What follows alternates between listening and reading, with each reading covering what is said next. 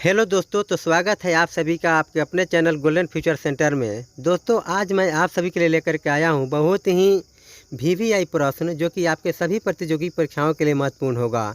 तो दोस्तों, मैं ये बताना चाहूँगा कि आज का जो वीडियो है कुछ अलग होने वाला है, क्योंकि आज का जो वीडियो है यानी कि बुक्स राइटर्स, कहने का अर्थ ये हुआ कि पुस्तक के जो रचनाकार हैं, जो जनक हैं, इन सभी से रिलेटेड क्वेश्चन हैं। तो चलिए दोस्तों, देर नहीं करते हुए सबसे पहले क्वेश्चन को देख लेते हैं। क्वेश्चन 1 में कहा जा रहा है कि इतिहास का जनक किसे कहा जाता है। तो दोस्तों, इसमें जो है 4 ऑप्शन दिए गए हैं। 4 ऑप्शन दिए गए हैं। तो ऑप्शन नंबर ए कह रहा है कि हेरोडोटस को, ऑप्शन बी कह रहा है अरस्तु को, ऑप्शन सी कह रहा है प्लेटो को, ऑप्शन डी कह रहा है इनमें से कोई है ये नहीं है। तो दोस्तों, मैं ये बताना चाहूँगा कि ऑप्शन नंबर ए सही हो जाएगा, यानी हेरोडोटस। इतिहास का जनक हेरोडोटस को कहा जाता है। तो चलिए दोस्तों, अगले क्वेश्चन को देख लेते हैं। अगले क्वेश्चन में कहा जा रहा है, यानी कि 2 नंबर क्वेश्चन, हिस्टोरिका किसकी रचना है। हिस्टोरिका किसकी रचना है। दोस्तों, इसमें भी जो है 4 ऑप्शन दिए गए हैं, यानी कि ऑप्शन ए में कह रहा है कि प्लेटो, ऑप्शन बी में कह रहा है अरस्तु, ऑप्शन सी में हेरोडोटस, ऑप्शन डी में इनमें से कोई नहीं। दोस्तों, ऑप्शन नंबर सी सही हो जाएगा, यानी हेरोडोटस। हिस्टोरिका की जो रचना, यानी हिस्टोरिका के रचनाकार जो हैं हेरोडोटस महोदय हैं, यानी कि हिस्टोरिका की रचना हेरोडोटस ने किया था। तो चलिए दोस्तों, अगले क्वेश्चन को देख लेते हैं। अगले क्वेश्चन में कहा जा रहा है, यानी कि 3 नंबर क्वेश्चन में कहा जा रहा है कि हिंदी का जनक किसे कहा जाता है। हिंदी का जनक किसे कहा जाता है। तो दोस्तों, इसमें भी जो है 4 ऑप्शन दिए गए हैं। 4 ऑप्शन दिए गए हैं। तो ऑप्शन नंबर ए में कहा जा रहा है भारतेंदु हरिश्चंद्र, ऑप्शन बी में प्लेटो, ऑप्शन सी में अरस्तु, ऑप्शन डी में इनमें से कोई नहीं। दोस्तों, ऑप्शन नंबर ए सही हो जाएगा, यानी कि भारतेंदु हरिश्चंद्र। भारतेंदु हरिश्चंद्र को हिंदी का जनक कहा जाता है।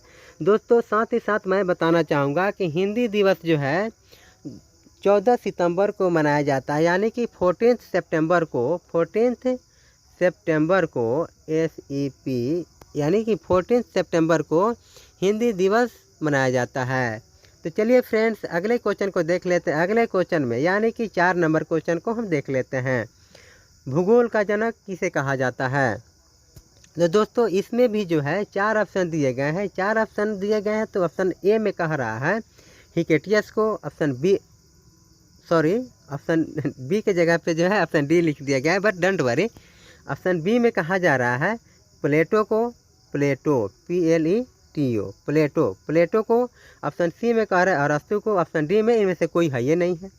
तो फ्रेंड्स, मैं बताना चाहूँगा कि ऑप्शन नंबर ए सही हो जाएगा, यानी कि हिकेटियस, भूगोल का जनक हिकेटियस को कहा जाता है। तो चलिए फ्रेंड्स, अगले क्वेश्चन को देख लेते हैं। अगले क्वेश्चन में कहा जा रहा है, यानी कि 5 नंबर क्वेश्चन में कहा जा रहा है विज्ञान का जनक किसे कहा जाता है।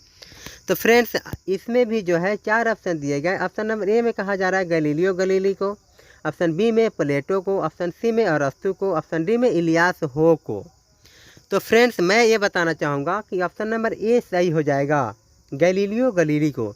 विज्ञान का जनक गैलीलियो गैलीली को कहा जाता है। फ्रेंड्स, मैं ये बताना चाहूँगा कि विज्ञान क्या है, यानी विज्ञान किसे कहते हैं, व्हाट इज साइंस। यानी कहने का मतलब है कि विज्ञान किसे कहते हैं। तो फ्रेंड्स, मैं आप सभी की जानकारी के लिए बता दूं कि विज्ञान उसे कहते हैं, यानी कि मानव के द्वारा अवलोकन किए गए संपूर्ण ज्ञान को विज्ञान कहा जाता है। और फ्रेंड्स, मैं बताना चाहूँगा कि विज्ञान यानी साइंस को 2 स्तर पर रखा गया है। पहला नेचुरल साइंस, यानी कि प्राकृतिक विज्ञान। दूसरा यानी पहला प्राकृतिक विज्ञान, दूसरा भौतिकीय विज्ञान। फ्रेंड्स, प्राकृतिक विज्ञान को भी 2 स्तर पर रखा गया है, जूलॉजी और बोटेनी। और दूसरा जो है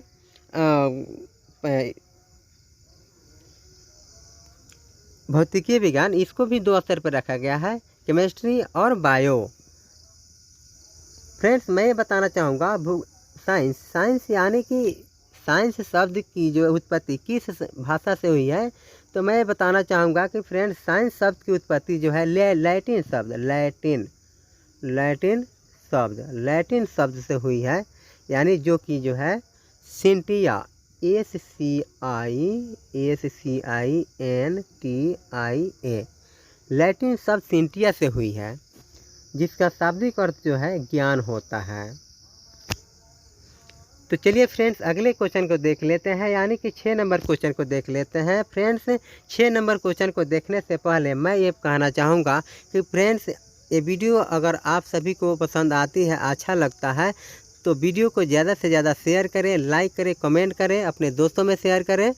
तो चलिए फ्रेंड्स अगले क्वेश्चन को यानी कि 6 नंबर क्वेश्चन को देख लेते हैं। 6 नंबर क्वेश्चन में कहा गया है कि पुरातत्व विज्ञान के जनक किसे कहा जाता है।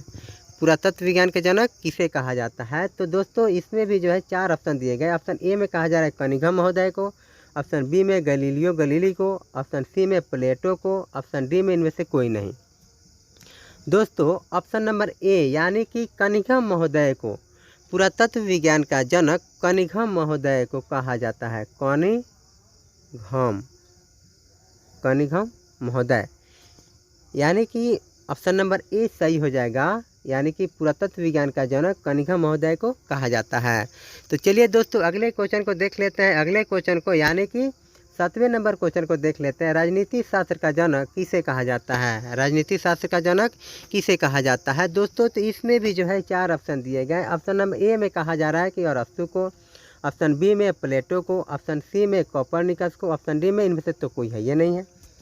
तो फ्रेंड्स ऑप्शन नंबर ए सही हो जाएगा, यानी कि अरस्तु को, राजनीति शास्त्र का जनक अरस्तु को कहा जाता है। तो चलिए फ्रेंड्स अगले क्वेश्चन को देख लेते हैं। अगले क्वेश्चन में कहा जा रहा है, यानी कि 8वें नंबर क्वेश्चन में कहा जा रहा है जीव विज्ञान का जनक किसे कहा जाता है। जीव विज्ञान का जनक किसे कहा जाता है। दोस्तों इसमें भी जो है 4 ऑप्शन दिए गए हैं। 4 ऑप्शन यानी कि जो है ऑप्शन ए में कहा जा रहा है अरस्तु को, ऑप्शन बी में प्लेटो को, ऑप्शन सी में कोपरनिकस को, ऑप्शन डी में कोई नहीं। तो दोस्तों ऑप्शन नंबर ए सही हो जाएगा अरस्तु को, यानी कि जीव विज्ञान का जनक जो है अरस्तु को कहा जाता है।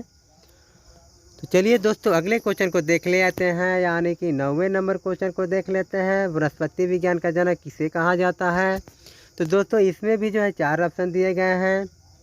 ऑप्शन ए में कहा जा रहा है थियोफ्रेस्टस को, ऑप्शन बी में प्लेटो को, ऑप्शन सी में इनमें से कोई नहीं, ऑप्शन डी में अरस्तु को। तो दोस्तों ऑप्शन नंबर ए सही हो जाएगा थियोफ्रेस्टस को।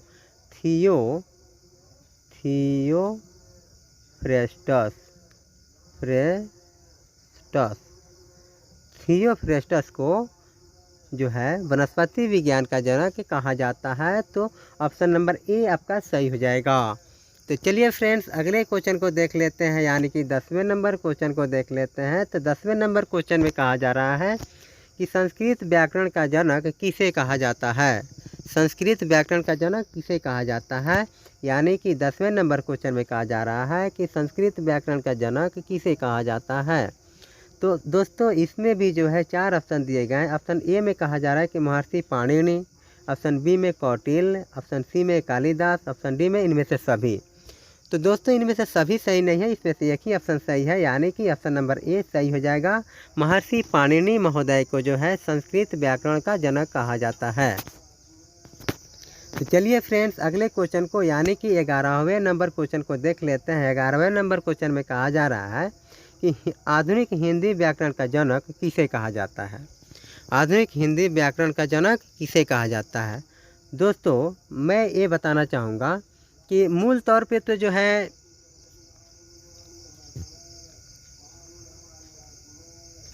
दोस्तों आधुनिक तौर पे जो है कहा जाता है कि संस्कृत व्याकरण हो या हिंदी व्याकरण हो, इन सभी व्याकरण के जनक जो है पाणिनि महोदय को कहा जाता है।